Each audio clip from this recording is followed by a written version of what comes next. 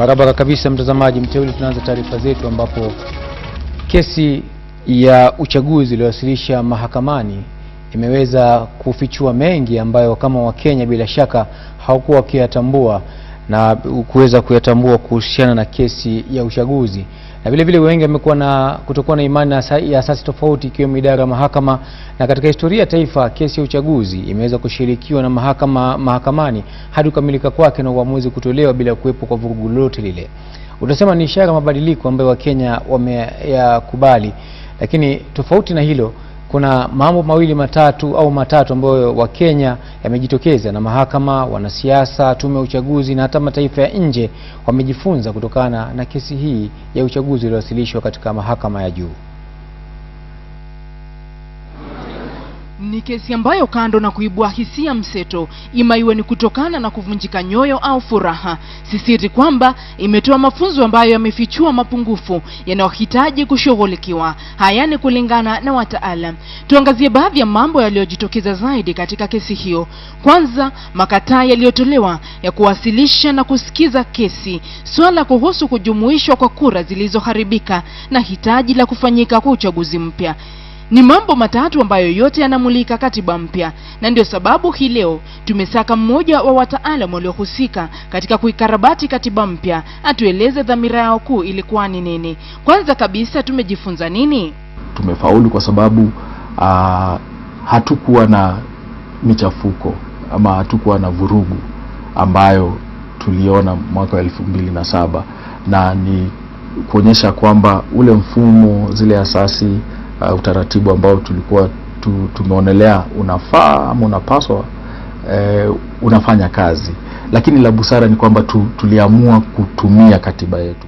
Tuangazie sasa makataa yaliyotolewa na katiba ya kuwasilisha na kusikiza kesi ya uchaguzi. Kipengee 140 kinasema kesi itawasilishwa mahakamani katika muda wa siku 7 na kusikizwa na uamuzi kutolewa katika muda wa siku 14. Hali hii wengi wanasema inawakabako hasa walalamishi kwa kuwanyima muda wa kutosha kuchunguza na kuwasilisha vyema kesi yao. Je, walipokuwa wakikarabati katiba, wataalamu wa katiba waliafikia vipi siku 14? It's important because the Constitution states that the President-elect will not be sworn in until this process is completed. It is important that the presidential petitions are filed and heard within that time limit. 7 days is a very short time to interrogate all the evidence and all the law and go into all the controversies. Maybe within the next administration, thought will go to reviewing this constitution. Lazima tuwe na mfumo ambao unatuwezesha kwanza kwa upesi mtu kuweza kufika mahakamani, tuwe kwamba mtu haapishwi rasmi kuwa rais hadi wakati ule malalamishi, kama kutakuwa na malalamishi yamewasilishwa mahakamani na mahakama imeweza kutoa uamuzi wake, ndipo hapo basi yule mtu ataweza kuapishwa. Hilo la kwanza. La pili, tuwe na muda ambao tunaweza kuzingatia haya malalamishi, hii kesi, na kumaliza kwa upesi, ili tusizidi kueneza ama tuwe na ile hali ya taharuki kwa muda ambao ni mrefu.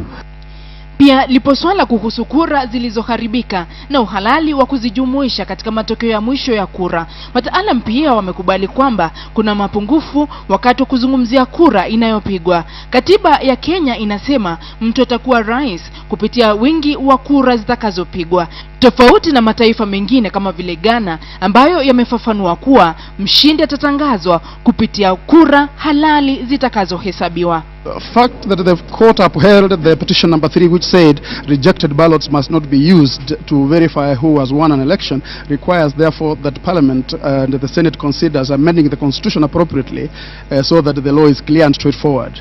Katiba haiwezi kuzingatia kila kitu.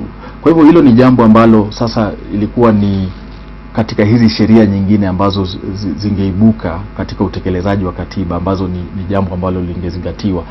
Kando na kwamba kuna asasi kama vile mahakama ya katiba na mahakama ya juu ambazo zinatoa mwongozo kuhusu mambo yanayohusu katiba, je, wanaunga mkono wito wa kuifanyia marekebisho katiba? Katiba nzuri ni zile katiba ambazo zimeandikwa na ule uwezekano wa kuweza kufanyiwa marekebisho. Na ndiposa hii katiba ambayo tuko nayo kwa sasa pia imetoa mbinu za kuweza kufanya hayo marekebisho, ama endapo kuna wakati watu hawana ufahamu ama hawafikiani kuhusu jambo fulani katika katiba, ndiposa inasemekana tunaweza kwenda mahakamani, ile mahakama iweze kutoa ufasiri. Tangu kupitishwa kwa katiba, mijadala kadhaa imeibuka hasa bungeni, baadhi wakidai katiba ya Kenya inajikanganya na kwamba haieleweki kwa urahisi, lakini wataalamu wanasema kila kitu kiko sawa na kuwa inalingana na ni nani anaitafsiri na kwa misingi gani. Zubeda kwa KTN leo Jumapili.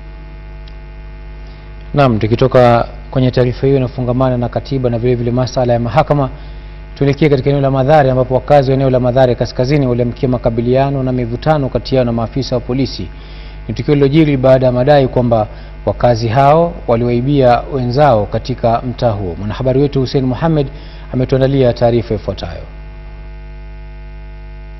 Alfajiri na mapema katika eneo la Mathare Kaskazini, maafisa wa polisi kutoka vitengo tofauti walifika katika eneo hili kuweza kuzuia ghasia kutoka kwa wakazi wa eneo hili. Na taswira iliyotukaribisha ni ile ya nyuso za hofu na wasiwasi, wakazi wa eneo hili almaarufu Area 2 wakionekana kujawa na waka, hali ambayo chimbuko lake ni taharuki iliyobuka usiku wa jana na kuwakosesha lepe la usingizi wenyeji, na huku waathiriwa wakisaka mbinu za kujituliza. Kwa wengine ilikuwa ni fursa mwafaka ya kuwaibia wenzao. Tizama picha hizi kwa mfano. Tulishuhudia vijana hawa waliovunja maduka na kuiba mali ya wenzao. Sio magodoro, mikeka,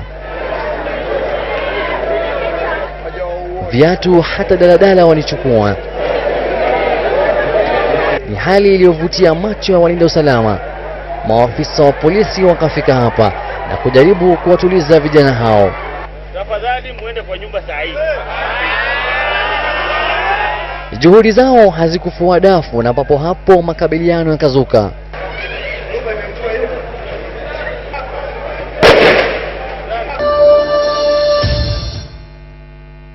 Let's begin, of course, with an update of some of the violence that we have seen in parts of the country, and in particular in Nairobi. Our Asha Mulu joins us now from the City Center studios. Asha, good evening. Bring us up to speed. Yes, good evening. And the update so far is that one man died in Mathare area after violent protests erupted since last night. Today morning, the violent protests continued into the afternoon, and as this was happening, 2 bombs were discovered in Nairobi's Eastleigh and Kariobangi area, and passengers en route to Kariobangi escaped death narrowly after police discovered a bomb that had been planted into their vehicle. And of course, we have all these details. I prepared a report earlier on these 2 incidents. Let's take a watch.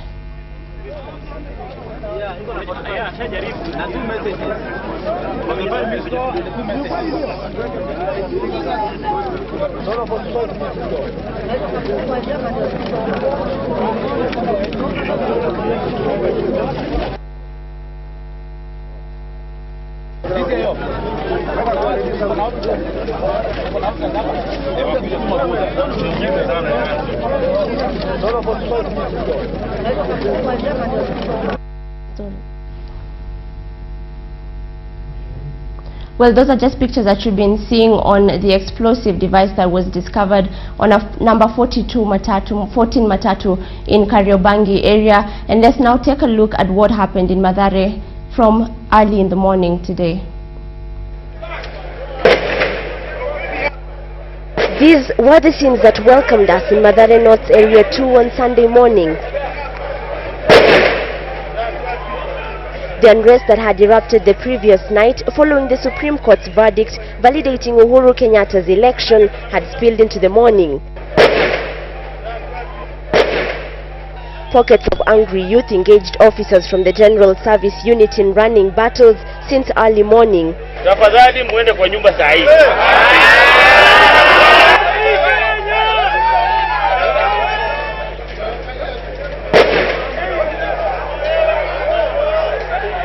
One man is said to have died in the chaos when angry rioters torched his house. Business owners could only watch in dismay as the charged crowds looted and burnt their property. We caught this crowd looting mattresses and shoes from a local shop, the children around following suit and looting what they could just as the adults were doing.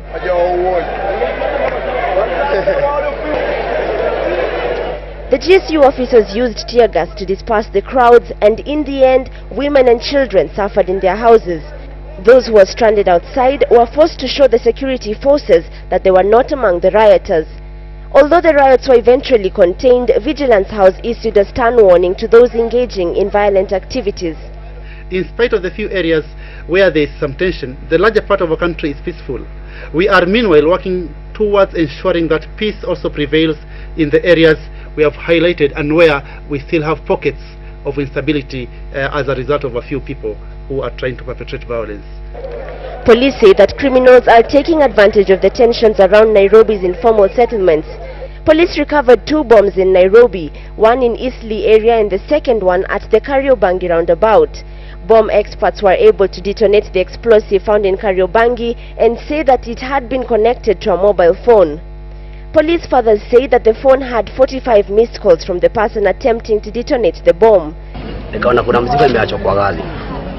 Nikaenda nikachukua hiyo bag. Nikafungua kutoanisha, nikaona iko mashini hapo imeconnectiwa na simu. Mimi nikaitoa nje. Nitoa nje ndio nilisikia kitu kama bomb. Lakini mimi sijui. A massive probe has been launched in Nairobi to flush out the criminals behind these activities. Ashamwilu, KTN, Sunday night. Asha, thank you for that report. You're still with us. Please put into context for us the kind of images that we're seeing, this nature of violence. It certainly is very worrying to see that there were even bombs, perhaps as part of a larger plot to cause some sort of instability. Could you contrast these images that we're seeing today as opposed to what happened in 2007? Yeah, well, and ever since the Supreme Court gave its verdict yesterday, what we've been seeing across Nairobi, not so many areas, particularly Mathare, Dandora and Huruma, are just these violent protests that erupted, probably emotional protests from the Supreme Court verdict that was given validating the election of the president-elect. But obviously, compared to 2007, actually it's incomparable. We can't compare to the images that we saw in 2007. What we were seeing today morning when we arrived at Mathare is that there were rowdy youths just trying to light bonfires on the road and trying to burn some property, but the motive mostly was just to loot and still take advantage of the situation and the tensions that was in the slum. And yeah, absolutely, and we've had the police force coming out very strongly to say that, you know, these are criminal elements trying to hijack what was that election process that is now concluded. What are area residents saying about it? Yeah, you know, we've been trying to talk to Mathare residents, and of course a lot of them have been scared to talk on camera, not because of any ethnic tensions that we had experienced even prior to this election. And if you can remember, Mathare 3C and 4B had a lot of ethnic tensions before the election, and this is what David Kimayo, the Inspector General of Police, had projected to be one of the areas probably that would experience skirmishes or clashes after the Supreme Court gives its ruling.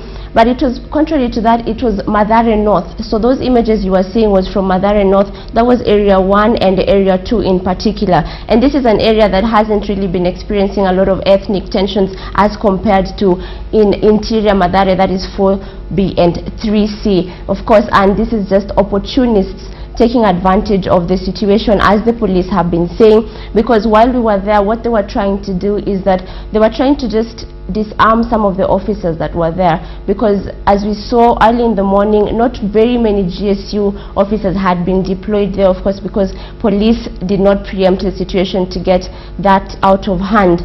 But what they were trying to do is that the rowdy crowds were not throwing stones, but they were going to their rooftops and throwing bottles at the police officers, probably of course to try and get their weapons. And we understand that there's a lot of criminals inside this area, the carjackers, the looters, the, you know, your day-to-day pickpocketers, and these are the people who are taking advantage of this situation. And of course anyone who could get on board to probably get a mattress, as you were seeing in those images there, to get some shoes from someone's shop, really opportunists.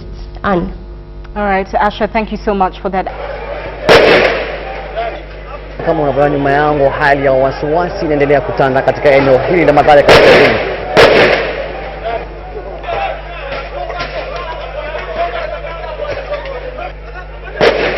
Basi ni maafisa wa polisi walioshika doria katika eneo hili ili kuweza kudumisha amani na kuwasusia wakazi wa eneo hili waweze kuwa watilivu.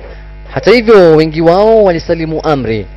Ni tukio ambalo linajiri baada ya mahakama ya juu kutupilia mbali kesi iliyowasilishwa mbele ya majaji 6 wa mahakama hiyo kuhusiana na uchaguzi mkuu uliopita.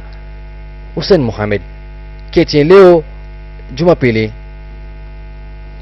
Na jinsi mambo yalivyokuwa Mathare hapa jijini Nairobi, lakini tuelekea katika mji wa KISUMU. Nao mji wa KISUMU uliamkia hali ya utulivu katika baadhi ya maeneo yaliyoathirika na ghasia za hapo jana jioni. Baadhi ya maeneo yaliyokumbwa na vurugu zilitokana na uamuzi wa mahakama ya juu ya hapo jana ni mitaa Nyalenda, Manyata na Kondele. Ingawa kufikia leo polisi waliimarisha usalama na kushika doria katika maeneo hayo pamoja na kufanikiwa kudhibiti hali hiyo. Lakini kwa jamaa ya mwathiriwa mmoja ilikuwa na huzuni tele baada ya kupata mwili wake katika chumba cha kuhifadhia maiti. Alimanzu na maelezo zaidi. Hali kama imeimarishwa KISUMU na viunga vyake kutokana na vurugu zilizotanda hapo jana jioni mitaa ya Kondele, Nyalenda na Manyata. Na ghasia walipambana na vijana waliokuwa na hasira kutokana na uamuzi wa mahakama ya juu kuhalalisha ushindi wa Uhuru Kenyatta kwenye uchaguzi mkuu. Na mapema hii leo asubuhi mitaa ya Kondele kuliripotiwa vurugu, ingawa polisi walikuwa wepesi wa kudhibiti hali katika mitaa hiyo. Polisi iliendelea kushikilia doria barabarani na hata angani ili kuhakikishia usalama wa wakazi mjini KISUMU. Kwenye vurugu la jana, watu wawili walipoteza maisha yao kutokana na majeraha ya risasi, huku zaidi ya 10 wakikimbizwa katika hospitali kuu ya Nyanza kwa matibabu. Aidha, tuliweza kupatana na familia ya mwathiriwa mmoja ambaye ilikuwa imeghadhabishwa na hatua ya polisi kutumia nguvu kupita kiasi na kupelekea kifo cha Joseph Ongoro. Joseph is a humble boy. He's not somebody who can even throw stones. Unfortunately, I didn't know that he had left the house. He had left by the back door and he ran to Kondele where he met his death.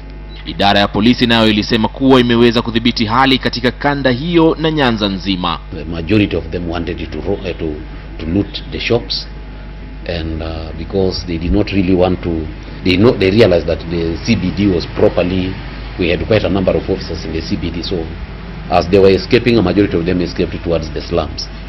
And getting into the slums is now when they started lighting bonfires. Huku hali ya utulivu ikiendelea kushuhudiwa katika baadhi ya mitaa mjini KISUMU, idara ya polisi imehakikishia wakazi pamoja na wafanyi biashara kutokuwa na hofu, kwani usalama wao umeimarishwa vyema zaidi na kuhakikisha kwamba hawaendi hasara. Alimanzu, KTN, KISUMU. Tukiachana taarifa hiyo, siku moja tu baada ya kesi iliyowakilishwa na muungano wa CORD kufutiliwa mbali na mahakama ya juu, Rais mteule Uhuru Muigai Kenyatta amewataka viongozi wote pamoja na wananchi kwa ujumla kuwa na umoja. Rais mteule aliwapongeza Wakenya wote kwa kudumisha amani, akisema kuwa ni ushindi wao hasa kufuatia kusubiri uamuzi wa mahakama kutolewa. Uhuru alihutubia waumini wa kanisa Katoliki la St Mary's hapa jijini Nairobi, ambapo alihudhuria misa ya Jumapili. Mohamed Mahmud ametuandalia taarifa hiyo.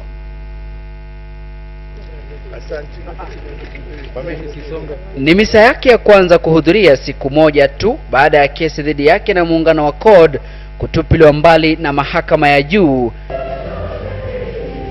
Misa aliyohudhuria kama rais mteule wa 4 wa taifa hili, akisubiri kuapishwa rasmi tarehe 9 mwezi Aprili.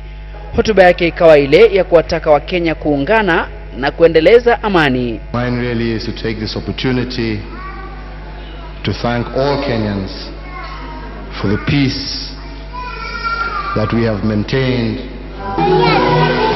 Ni kanisa ambalo waumini wake wamekuwa wakimjua kama mmoja wao, hususan alipohudhuria kama mwanafunzi wakati wa ujana wake. Uhuru Kenyatta aliwahakikishia Wakenya kuwa atafanya kila juhudi katika serikali yake kubadilisha maisha ya kila Mkenya. Mine is to promise you that on behalf of myself and my team, we have rededicated ourselves, committed to God and the people of Kenya to do everything that we can to ensure that we change the lives of Kenyans for the better. Akiwa karibu naye, mama yake Mama Ngina Kenyatta alimpa nasaha kama mwanawe anayesubiriwa na jukumu la kuliongoza taifa hili. Viongozi mbalimbali vile vile walihudhuria misa hii, akiwemo Bi Charity Ngilu na seneta wa kaunti ya Tharaka Nithi Kindiki Kithure. Naibu Rais mteule William Ruto hakuhudhuria misa hii kwani alikuwa amesafiri kuelekea nchini Tanzania kwa shughuli tofauti. Kwingineko, makamu wa rais Kalonzo Musyoka na aliyekuwa mgombezi mwenza wa Raila Odinga katika muungano wa CORD amefanya ziara nyumbani kwake katika shamba la Yatta, kaunti ya Machakos. Mohamed Mahmoud, KTN leo. Naam, kitungalipo na taarifa inayofungamana na Jumapili ya Pasaka ni kwamba waumini wa Kikristo walifika makanisani hii leo katika ibada maalum ya Jumapili ya Pasaka, ibada iliyosherekewa katika maeneo tofauti ya humu nchini na kote ulimwenguni, kauli mbiu ikiwa ni kuhubiri amani. Wakristo kote nchini hii leo walijumuika makanisani kusherehekea Jumapili ya Pasaka. Kwa mujibu ya kalenda ya Wakristo, siku hii hutengwa ili kuadhimisha kufufuka kwa Yesu. Misa tofauti ziliendelea katika maeneo mbalimbali nchini. Hapa Nairobi, Kardinali John Njue aliongoza waumini kuadhimisha siku hii ya Jumapili ya Pasaka, huku kauli mbiu ikiwa ni amani.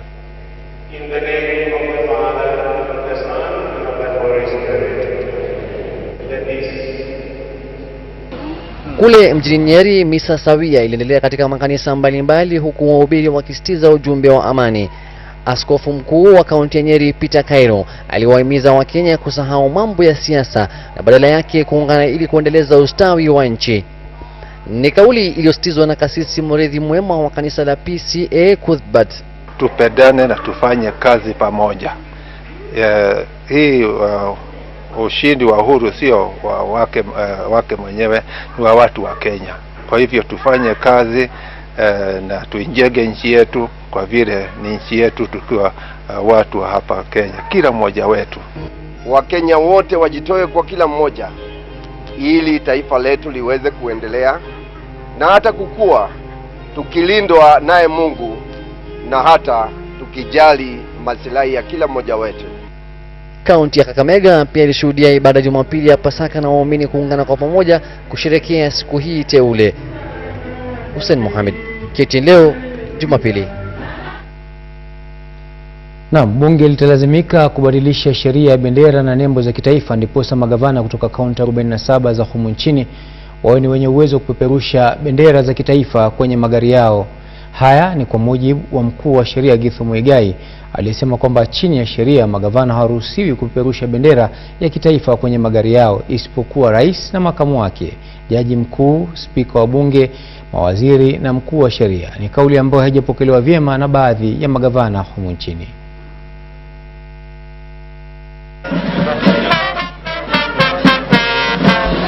Punde tu baada ya kuchaguliwa kuwa magavana katika kaunti ya 47 za humu nchini, wengi walikuwa na furaha tele, wakitarajia wadhifa huo utaandamana na ule ukubwa wa kupeperusha bendera ya kitaifa kwenye magari yao. Na hili lilidhihirika wakati wa kuapishwa kwao, kuanzia misafari ya magari na pikipiki na hata magavana kuonyesha magari yao ya kifahari yaliyopachikwa bendera. Alionyesha ubabe huu ni gavana wa Machakos Daktari Alfred Mutua, kuanzia bendera na hata nambari za usajili wa gari lake. Lakini furaha na taadhima hii imekuwa ni ya muda tu, kwani kwa mujibu wa mkuu wa sheria Githu Muigai amesema kuwa chini ya sheria magavana hawaruhusiwi kupeperusha bendera ya kitaifa kwenye magari yao kando na yale ya serikali.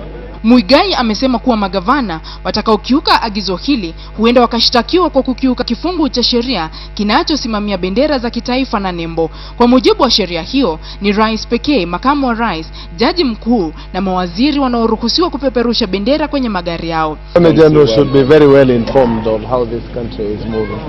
Is the Attorney General of the Republic of Kenya. Lakini wahusika wakuu walisema kuwa wameweka bendera hizo kwa mujibu wa sheria. Is he aware that those flags were given by the Transition Authority? He should find out things before speaking. You know, that's my message to him and to the country. We are elected leaders and that is the way it is. Agizo hili lilitolewa siku moja tu baada ya kuapishwa kwa magavana ambao baadhi yao walihudhuria hafla hizo, ilhali magari yao yalikuwa na bendera za kitaifa. Kinachosubiriwa ni je, watatii agizo hili? Na bila shaka ni swala linalotaka utatuzi wa haraka, hasa ikizingatiwa kwamba magavana wamesubiri kuanza majukumu yao na utendakazi wao katika nyadhifa zao na afisi zao mbalimbali za humu mwetu nchini. Kando na hayo, tufulize moja kwa moja katika kaunti ya Mombasa. Siku moja tu baada ya mahakama ya juu kuhalalisha ushindi wa Uhuru Kenyatta kuwa rais wa 4 wa taifa la Kenya, kundi la MRC limesema kwamba linamtambua Uhuru Kenyatta kuwa rais na lipo tayari kufanya kazi naye kutimiza ajenda yao kuu ya kujitenga na Kenya, wakidai kwamba mkataba huu ulitiwa sahihi na rais mtangulizi hayati Jomo Kenyatta. Wakati huo kundi hilo limekanusha kuhusika katika mauaji ya polisi na raia huko Pwani na kudai kwamba wahalifu wanalichafua jina kundi lao. John Juma na taarifa zaidi. Mombasa Republican Council MRC kupitia naibu msemaji wake Richard Lewa wamepokea uidhinisho wa Uhuru Kenyatta kuwa rais wa 4 wa Kenya kwa mikono miwili na kukariri kuwa wana imani kwamba Uhuru atatimiza mkataba wanaodai ulitiwa sahihi na baba yake, walakini haujatimizwa, mkataba wanaosema ndio ajenda kuu, kutenganisha Pwani na Kenya kuwa taifa kivyake. Bwana Uhuru kulingana vile anavyoingia kwenye mamlaka, basi naamini kwamba anaweza kutatua jambo kama hili.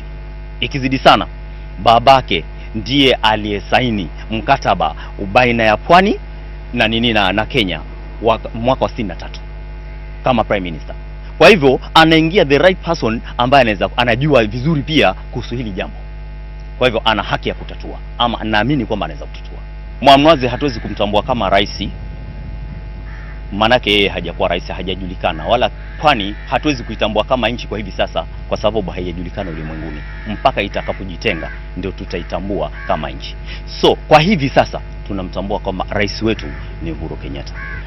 Kundi la MRC limehusishwa na misururu ya mauaji ya polisi na raia hapa Pwani, miongoni mwao polisi 24 katika visa tofauti tofauti, kando na kuiba bunduki, lakini wanashikilia kwamba hawahusiki kamwe, wala wao si kundi haramu. Wafasi wa MRC si wauaji, na hilo ndo sababu ambayo inawacha mpaka tunahangaishwa bila mipangilio, na tunasema kwamba ingelikuwa ni wauaji basi sidhani kwamba wangeenda kotini. Kufuatia mauaji ya hivi punde dhidi ya polisi maeneo ya Malindi, Chumani, Changamwe, Mshomoroni na kwingineko, idara ya polisi inasema haitavumilia kamwe. Crack down on these particular militia groups wherever they are, and we are going to use maximum force. Msipojisalimisha tutawafuata mpaka pangoni. Pale mliko tunajua mliko na tunajua mnapanga nini. Sisi sio kundi haramu, na kujisalimisha kwetu sisi hatuwezi kwenda jisalimisha kwake. Lakini shirika la kutetea haki za kibinadamu Muhuri linakosoa polisi kwa kuelekeza lawama pasi ya uchunguzi kamili. Tusiwe na haraka ya kukimbilia lile kundi. Hatuelewi, labda ni MRC, labda si MRC, lakini jukumu ni serikali kufuatilia na kutuelezea. Kuna wakati ambapo ilikuwa jambo lolote likitokea ni MRC. Hata mbwa akimuuma binadamu atambua yule mbwa ni MRC. Wanapaka matope jina la MRC kwa lengo la kusema kwamba tunataka kujitenga. Hatujajitenga Pwani sisi na Kenya, isipokuwa tunasema kwamba hiyo ndio agenda yetu. Lakini Pwani ikiliko Kenya na rais ni yule tu ambaye yuko pale hivi sasa, amechaguliwa mteule ni bwana Uhuru Kenyatta, na tunaamini kwamba hili jambo letu pia Uhuru Kenyatta atalichukulia hatua, na tujue kwamba lakini atatuita tuketi na tuzungumze kwa sababu ya hili jambo letu. Na hata Rais Uhuru anapochukua usukani wa kuliongoza taifa, Pwani ni sehemu itamhitaji mno kuimarisha usalama, kando na kutuliza hisia za watu wanaohisi wamebaguliwa na kudhulumiwa katika serikali zote zilizotangulia. John Juma, KTN, Mombasa. Kwingineko kwenye taarifa tanzia, mili ya vijana wawili walioripotiwa kuanguka kwenye bonde ndani ya mlima Longonot imeweza kupatikana asubuhi na mchana wa leo mtawalia. Vijana hao kutoka kanisa la PCA tawi la Kinoo walikuwa wakizuru mbuga ya kitaifa ya mlima Longonot waliposhambuliwa na nyuki na kupelekea ajali hiyo. Hali ya huzuni ilitanda katika eneo hilo wakati mwili wa kijana huyo ulipotolewa. Hali ya huzuni ilitanda wakati wa shughuli za uokozi kuinusuru miili ya vijana wawili ambao ilianguka ndani ya bonde la mlima Longonot ilipopatikana mapema hii leo asubuhi na saa za jioni katika mbuga ya kitaifa ya mlima Longonot. Iliwalazimu shirika la wanyamapori nchini tawi la Naivasha kutumia ndege hii aina ya helikopta kwenye msako wao ambao ulifaulu kuipata miili ya vijana hao wawili. The terrain is steep, there's thick bush. Yeah, it's very difficult on the ground to see even from the air.